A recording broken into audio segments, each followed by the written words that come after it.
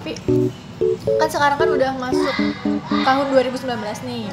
Nah, tapi ada satu hal nih yang belum kita bahas di 2018 akhir, yaitu yang pas lagi viral itu loh, yang statement semua agama itu sama. Kamu gimana tuh? Statement agama, semua agama itu benar, semua agama itu sama.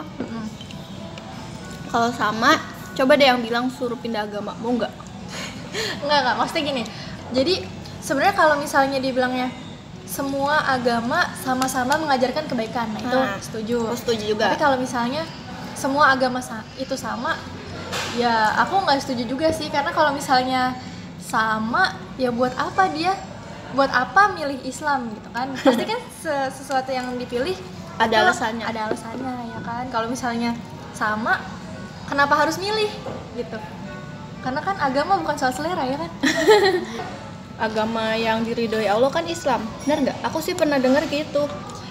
Jadi di surat Al-Maidah ayat 3 itu ya memang hanya Islamlah agama yang Allah ridhoi. Nah dari situ aja tuh udah jelas gitu sebenarnya, bisa mematahkan argumen-argumen yang bilang bahwa ada agama-agama lain gitu. Itu tuh penjelasannya tuh jadi bahwa ya agama Islam itu memang agama yang benar gitu, bukan agama yang paling benar gitu. Sebab orang cuma Islam yang Allah ridhoin kan.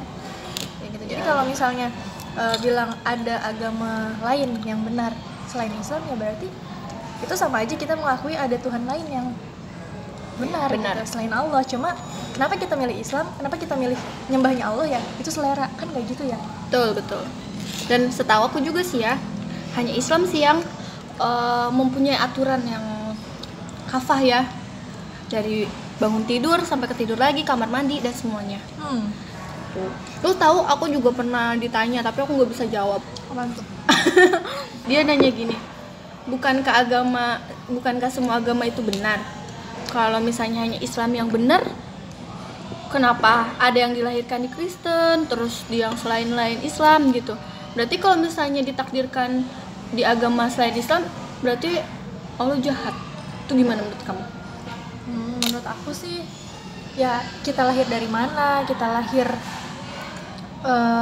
di negara bagian mana, dengan agama apa gitu ya, itu semua kan udah kodonya Allah ya kan. Kodo itu maksudnya ketetapan Allah yang nggak bisa kita pilih, di luar kuasa kita. Dan Allah itu ngasih kita yang namanya akal gitu kan, ngasih setiap manusia yang namanya akal. Jadi Allah itu adil gitu, ngasih kita kodo, ngasih kita juga kodar. Maksudnya kadarnya manusia punya akal, bisa mikir. Nah kalau misalnya, dari akal ini kita tuh bisa gunain buat nyari kebenaran, termasuk kebenaran agama gitu, kebenaran beragama. Pernah nggak sih dengar kalau misalnya ada orang yang masuk Islam? Pernah nggak? Sering ya. Nah itu karena apa biasanya? Karena dia mencari tahu agama yang sebenarnya itu adalah Islam. Misalnya itu perkara agama ya. Kalau misalnya kita mencari kebenaran soal ketuhanan, kita semakin menggunakan akal kita. Kita lihat sekeliling kita, kok bisa ya kayak gini? Kok bisa ya bumi berputar? Kok bisa ya ada bulan dan bintang? Kayak gitulah pokoknya yang apa ya, yang kecil aja. Itu tuh pasti ujung-ujungnya kita bakalan nemunya adalah Islam. Gitu. Seperti Nabi Ibrahim ya, yang mencari Tuhannya siapa ketika melihat ke atas, Tuhanku bintang apa ya, aku lupa. Nabi Ibrahim itu ya nyari Tuhannya gitu. Bahkan kalau misalnya waktu itu kan diceritakan juga Nabi Ibrahim pernah ngerusakin semua berhala. Terus Nabi Ibrahim dikatain sama petugasnya, kamu gila ya, kamu kenapa ngerusakin Tuhan kita? Terus kata Nabi Ibrahim, siapa yang gila? Kalau misalnya jadi Tuhan, dia harusnya bisa menyelamatkan sendiri. Gitu. Tapi nyatanya nggak bisa melakukan apa-apa. Iya, pokoknya kalau udah membawa yang namanya agama pasti berhubungan dengan Tuhan kita siapa gitu. Terus apalagi nih, tanya apa lagi? 2019. Nah, karena sekarang udah 2019. Aku dari tadi gak bisa sih makan ini. Ya aku udah mau habis nih. Ayo dah. Nah, karena sekarang pelan-pelan. Karena sekarang udah 2019, pasti kan banyak nih yang mulai bikin resolusi. Kalau Tepi sendiri udah bikin resolusi belum? Udah. Udah. Apa aja tuh? Kepo banget sih kamu. Kasih kali bocorannya dikit. Kalau buat nikah, Oh, ada resolusi 2019 nikah gitu ya. kayak masih belum gitu. Karena apa yang aku ingin itu belum dapet gitu. Oh, emang pengen apa? Kayak misalnya punya bisnis. Emangnya kalau misalnya nikah harus punya bisnis dulu? Enggak juga. Ya kan biar bisa bantuin suami nanti. Kan kita nggak tahu suami kita nanti mapan atau enggak. Gitu ya? Kan kalau sama kita ngelapan kita harus ngelapan. Intinya sih nggak gitu. Aku tahu kamu pengennya ke akhirat ya. Jadi gini ya, itu sih cuman selingan aja gitu. Kalau yang tadi duniawi kan harus dunia sama akhirat ya. Tapi kalau yang akhiratnya lagi belajar mempersiapkan diri gitu nih, dengan aku ngedengerin kamu berteman sama kamu, itu juga salah satu upaya aku untuk memperbaiki diri. Ya, Masya Allah. Emangnya sih benar banyak juga yang nunda nikah atau menganggap dirinya itu belum siap buat nikah karena belum menggapai sesuatu. Nah, sesuatunya ini rata-rata tuh berkaitan sama materi. Gitu. Padahal sebenarnya nikah itu bukan kesiapan kita menikah itu bukan soal materi gitu ya, terutama wanita. Gitu, karena kalau soal materi kita nanti setelah menikah itu kan ada yang nanggung. Persiapan yang benar sebelum nikah itu ya persiapan ilmu gitu, bukan cuma materi. Tapi berarti aku bener ya? Aku berteman sama kamu pengen tahu itu juga cari ilmu juga ya? Cari ilmu, insya Allah. Bisa dapat ilmu gak dari aku? Ya, Masya Allah. Bisa aku ditraktir nih ilmu. Boleh yang traktir di Japalila. Selain bisnis 2019, aku ingin menjadi lebih baik lagi. Mungkin dulu aku masih plan, terus juga masih banyak salah hilap. Terus pokoknya nulis resolusi tanggal segini atau setiap hari. Resolusi itu kan ada bulanan, tahunan, terus kemudian harian. Tapi dari harian pun jarang banget aku ikutin gitu. Ya gitulah, masih sibuk sih. Aku juga sadar sama kurang lebihnya. Aku juga pernah, maksudnya bukan pernah sih, emang sering banget kayak gitu ya. Nulis resolusi udah capek-capek, targetannya ini. Tapi sebenarnya targetan kita yang meningkat gitu. Maksudnya targetan yang kita tulis itu meningkat, tapi kitanya gitu-gitu aja. Bener. Karena apa? Gara-gara ya formulanya sama, semangat kita masih segitu-segitu aja. Kitanya masih diem di tempat gitu.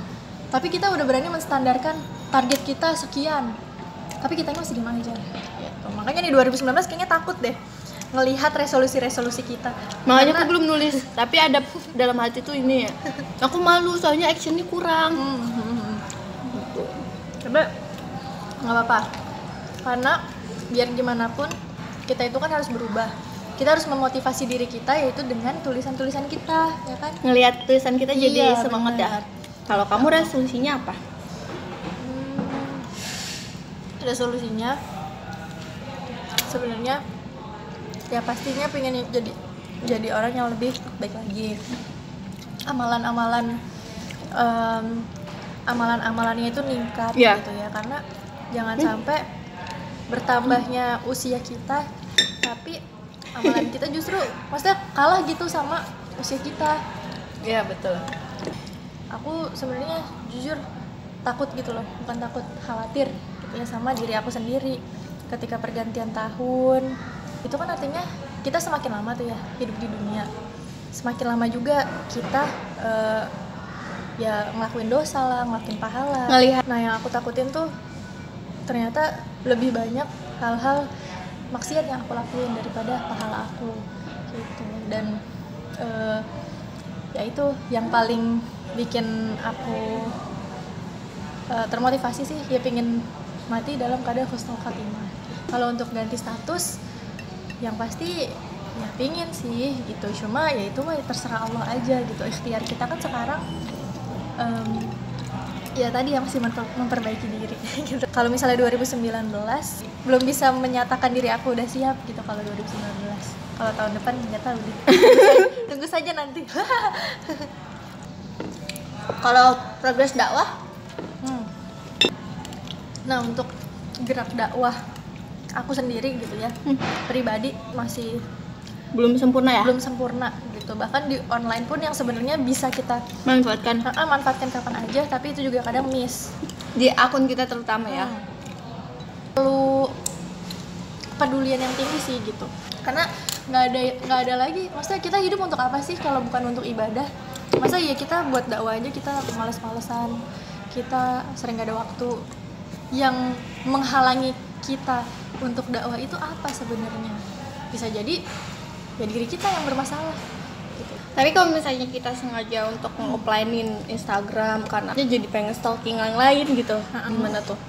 Pengen lebih kepada dakwah offline.